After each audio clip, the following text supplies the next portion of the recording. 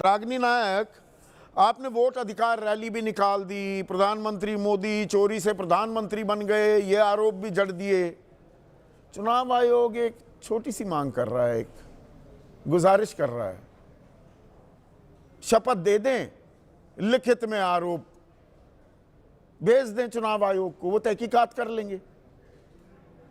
तो सड़कों पर अभियान निकालने, आंदोलन करने से बेहतर तो ये है, कर दीजिए पोल खोल। संदीप जी, पोल तो खुल गई कल ही। दो बातें बिना लाग लपेट के बहुत ही साफगोई से मैं शुरुआत में आपके दर्शकों के सामने रखना चाहती हूँ और कहना चाहती हूँ। पहली बात तो ये कि कल जितनी सच्चाई और ईमानदारी के साथ अपनी प्रेस वार्ता में एक सवाल का जवाब देते हुए राहुल गांधी जी ने कहा कि मेरी बात ही मेरा हलफनामा है, मेरी जुबान ही मेरा शपथ पत्र है। मैं समझती हूँ संविधान के प्रति जिसकी शपथ उन्होंने ली उस पर उनकी प्रतिबद्धता, दृढ़ता, उनकी आप ईमानदारी वकील भी हैं रागिनी नायक, आप वकील भी हैं। अगर एक मिनट, अरे आप ही को, आपको पूरा वक्त मिलेगा, चिंता मत करिए। पहले नहीं, बात आगे चली जाएगी ना, पहले यहाँ पर नहीं, आप ही को बोलने दूंगा, आप ही को बोलने दूंगा। ऐसे ही करना पड़ेगा, ऐसे करना पड़ेगा। आप क्या कानून नहीं मानेंगी, कोई तरीका नहीं मानेंगी? मिनट से मैं आपको सुन रही हूँ, आप मुझे तो आप कोई एहसान नहीं कर रही सुनकर। आप अगर एक बात कह रही हैं, मुझे बुलाकर, मुझे कम नहीं, मैंने कतई एहसान नहीं किया है। तो मैं अगर एक इंटरजेक्शन कर रहा हूं तो आप, क्योंकि जो पॉइंट है भाई, एक तकनीकी बाध्यता है। 20(3) भी आपको मैं 10 मिनट बोलने दूंगा। 20(3) भी अगर एक कानून है, आपको प्रमाणित करना पड़ेगा, आपको शपथ लेनी पड़ेगी, उसमें आफत क्या है? कोई फिल्म थोड़ा चल रही है कि मैं मेरा शब्द ही मेरी शपथ है।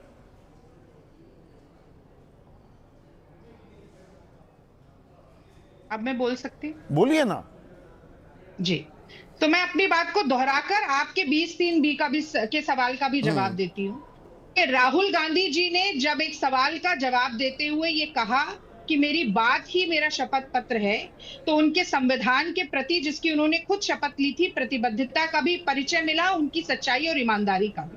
पर समस्या ये हो गई है ना संदीप जी कि मोदी जी ने इस देश को इतने जुमले, इतने झूठ सुना दिए, इतना फरेब कर दिया कि जो कहा जाता था देश को चलाने वाले के बारे में कि रघुकुल रीति सदा चली आई, प्राण जाए पर वचन न जाई, उसका कोई महत्व नहीं रह गया। और क्यों हम शपथ पत्र भरें?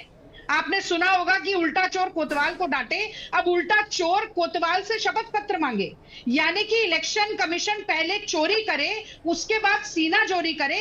क्यों नहीं इलेक्शन कमीशन एक हलफनामा देकर अपनी वोटर लिस्ट का सत्यापन करता है? इस देश का सर्वोच्च जो उच्चतम न्यायालय है वो सुओ मोटो कॉग्निजेंस लेकर कार्रवाई कर सकता है। 100 से ज्यादा पत्रकारों के सामने देश के नेता प्रतिपक्ष ने साक्ष्य रखते हुए प्रेस वार्ता करके आरोप लगाए। एक प्रेस वार्ता करने की हिम्मत चुनाव आयोग नहीं जता पाया। और मुझे बताइए, सवाल चुनाव आयोग से पूछे, अमित शाह क्यों बिहार की रैली में जवाब दे रहे हैं? अमित शाह प्रवक्ता है क्या चुनाव आयोग के? तो चुनाव आयोग कुछ नहीं बोलेगा। आज आपने देखा होगा कि एक टीवी चैनल की टीम गई मकान नंबर 35 में, जिसका जिक्र किया था राहुल गांधी जी ने, ये देखने के लिए कि क्या वहां 80 लोग रहते हैं। और पता चला कि वो मुन्नी रेड्डी जिनका मकान है वो भाजपा के कार्यकर्ता है। सुबह से इलेक्शन कमीशन की, महाराष्ट्र की, बिहार की, राजस्थान की, एक और यही तो बात आपसे पूछ रहा हूं। जो सिस्टम है वो डाउन कर दिया।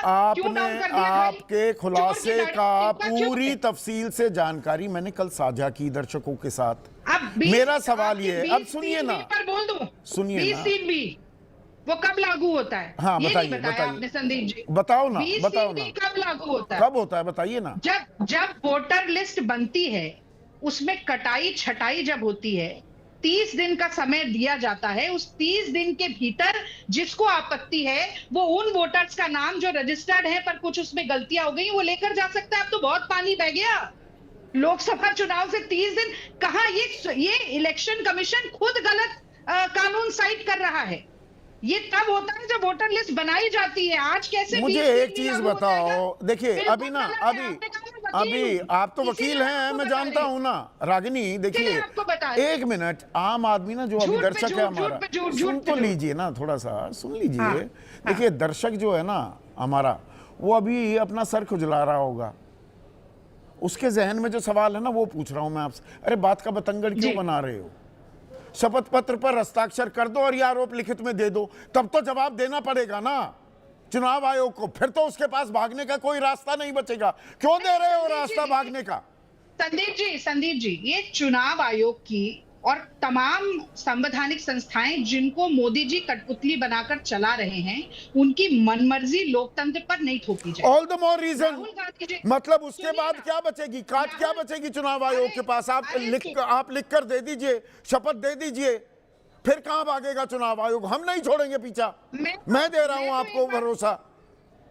नहीं, आप तो भरोसा दे रहे हैं और आपका भरोसा सच में लोकतंत्र में बहुत महत्वपूर्ण भरोसा है। मैं उस पर कभी भी मैंने ना सवाल उठाया ना मैं उठाऊंगी, पर मैं तो एक कदम और आगे जाती हूँ और मैं कहती हूँ कि अगर नरेंद्र मोदी जी में नैतिकता का ना बचा है, अगर देश के लोकतंत्र के प्रति जरा सी भी लेशमात्र आस्था बची है, तो देश में संसद चल रही है, लोकतांत्रिक प्रणाली पर इतना बड़ा सवाल खड़ा हो गया, चुनाव आयोग कटघरे में खड़ा हुआ है, संवैधानिक मूल्यों का क्षरण इतनी तेजी से हो रहा है, लोकतंत्र पर लोगों की आस्था डगमगाने लगी है और नरेंद्र मोदी जी को संसद में इस पर कोई बात नहीं करनी। कोई जैसे पाकिस्तान के ऑपरेशन सिंदूर के समय बचकर भागते रहे, इस वक्त भी खामोश है और खामोशी का मतलब नहीं, इसमें थोड़ा सा होती है। नहीं, थोड़ा सा विरोधाभास है आप लोगों की पोजीशन में। देखिए रागिनी, सर को ले सुनिए ना, पहले सवाल तो सुन लीजिए ना मेरा। अगर विरोधाभास दिखे तो बताइएगा, ना दिखे तो बताइएगा क्यों नहीं दिख रहा। भाई स्पेशल इंटेंसिव रिव्यू पुनरीक्षण जो हो रहा है बिहार में, आप कह रहे हैं जी वोट काटे जा रहे हैं हमारे, और यहाँ पे मतलब चित भी मेरी पट भी मेरी, वहां पर वोट कटे हैं और यहाँ कह रहे हैं फर्जी वोट बढ़ा दिए, उधर वो घट रहे हैं तो यहाँ घटाए तो भी हमारा नुकसान, बढ़ाए तो भी हमारा नुकसान। बहुत अच्छा सवाल है। अब देखिए 3 पॉइंट है इसमें, जल्दी से बोलूंगी संदीप जी। पहली बात, बिहार में मकान नंबर 107 होता है, बेंगलुरु में मकान नंबर 35 होता है, सेम पैटर्न है। एक जगह पर एक कमरे के मकान में कहीं 200, कहीं 250, कहीं 150, कहीं 80 वोटर रजिस्टर्ड हैं, जो कि वो वहां रहते ही नहीं है। अब और सुनिएगा, आज जब ये तफ्तीश की एक न्यूज चैनल ने जाके, तो वहां पर रहने वाला जो भाजपा का कार्यकर्ता था उसने कहा कि नहीं वो तो प्रवासी हैं और वो चले गए। तो प्रवासी जहां पर जुड़े रहने चाहिए, जो कि बीजेपी को वोट मिले, तो वहां नहीं कटेंगे, जैसे बेंगलुरु में नहीं कटे और 1,250,000 वोट का फर्क पड़ा। लेकिन बिहार से प्रवासी मजदूर 65 लाख काट दिए जाएंगे। और वो कैसे कटेंगे? जब लिस्ट बनेगी दरभंगा में और भाजपा की महिला जिला अध्यक्ष बैठकर बीएलओ के साथ कटनी छटनी करती तो मतलब आप कह रहे हैं साइंटिफिक रिगिंग हो रही है? आप ये कह रहे हैं साइंटिफिक रिगिंग हो रही है कि चुन चुन कर कहां पर फर्जीवाड़ा करना है, गड़बड़ झाला करना है, वो चुना जा रहा है, आप ये कह रहे हैं? आप इसको टर्म कोई भी दीजिए। आज आपने एक और आरोप लगाया कि हमने धमकी दी कि चुनाव आयोग जब हम सत्ता में आएंगे। नहीं, वो धमकी नहीं है, वो चेतावनी है संदीप जी। और वो ये चेतावनी क्या कहा राहुल जी ने? कल तो चुन चुन कर, वो फिल्मी डायलॉग कल भी मार रहे थे कि चुन चुन कर हम अधिकारियों को चिन्हित करेंगे। कैसे करेंगे? चिन्हित करेंगे और कानून के तहत उन्हें सजा मिलेगी। ये बात आप भूल जाते हैं। हमने ये थोड़ी कहा कि हम सड़क पे खड़े होकर पत्थर मारेंगे, धमका रहे हैं ना, घर में आग लगा देंगे, धमका रहे हैं अधिकारियों को कि अगर आप कानून सम्मत काम नहीं करेंगे तो ये सरकार आपके ऊपर कानूनी कार्रवाई नहीं कर रही है, क्योंकि आप इसी सरकार को जिताने में लगे हुए हैं। मोदी जी की भाजपा का चुनाव पर इसमें लेकिन हमारी सरकार आएगी तो हम कार्रवाई आपके ऊपर जरूर करेंगे। देवेंद्र फडणवीस वो कह रहे हैं झूठ बोले कौवा काटे, आप मीठा मीठा गप गप कड़वा कड़वा थू थू भी करती हैं। ये मैंने पूरी तफसील दे दी तो दोबारा से दोहराऊंगा नहीं। नागपुर वेस्ट में वोटर बढ़े, आप जीत गए। नागपुर नॉर्थ में वोटर बढ़े, वहां आप जीत गए। मलाड वेस्ट में वोटर बढ़े, वहां जीत गए। जहां जीत गए वो दिखता नहीं, जहां हार गए हाय तौबा मचाते हैं। संदीप जी, आप कैसी बात कर रहे हैं? देखिए 288 सीट महाराष्ट्र में, उनमें से 5 सीटों का ब्यौरा लेकर आए हैं जो वहां के मुख्यमंत्री रह चुके हैं, और उस पर कह रहे हैं कि 288 सीटों पर हम विश्वास कर लें। उन 5 सीटों का, अरे 5 सीटें तो कांग्रेस पार्टी वैसे भी जीतेगी ही ना महाराष्ट्र में, उससे क्या साबित होता है?